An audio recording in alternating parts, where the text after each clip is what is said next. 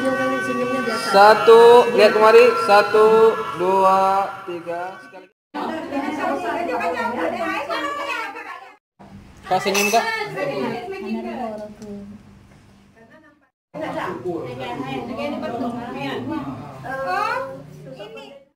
Kalau pakai alas lihat. Hari ini kita kan disuruh pakai haknya dari bawakan.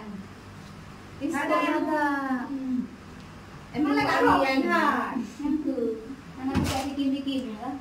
Anak yang betul lagak ram yang anak kat kuat jaga ram.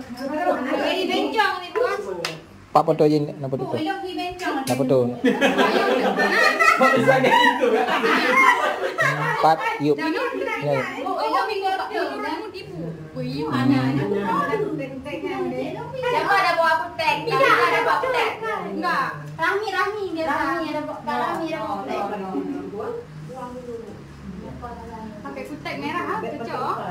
Maro, nak neon. Betul baik kan tak? Ini dah. Kita liu kan tak? Baru sesi phone kita akan terlintu. Kanisa, beno balik na. Balik kayak belah. Hai perempuan no denggo. Baju mentah. Baik no.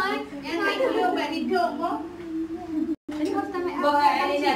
Beli tu aja, beli. Ya, bang. Karena tanya anak ni. Oh, itu curi-curi itu namanya.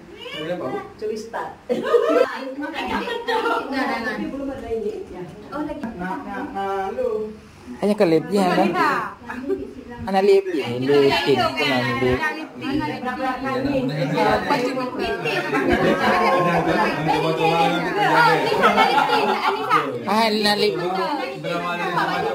Ada lipstick. Nah, lipstick macam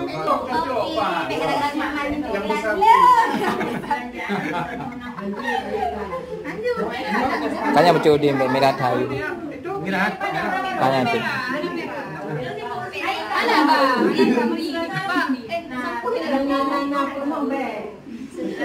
Hani tanya tak foto. Nah, udah ngelintir. Ramai-ramai. Berubah ha? Terang kamera lah.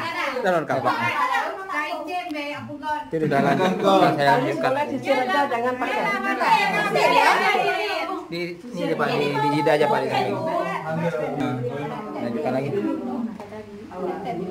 Ini bang beraya betul. Dua bang. Belajar. Maskara. Itu jadi cinta itu.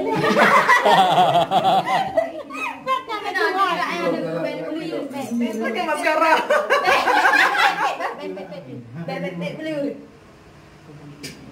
Emang kalau pengantin cowok harus gini.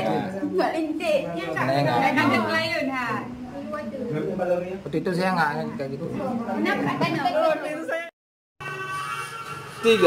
Jangan senyumnya biasa. 1, lihat kemari. 1, 2, 3. Sekali lagi. Entar. 1, 2. Pakai bibir ke deh? 3. Oke, gimana terus?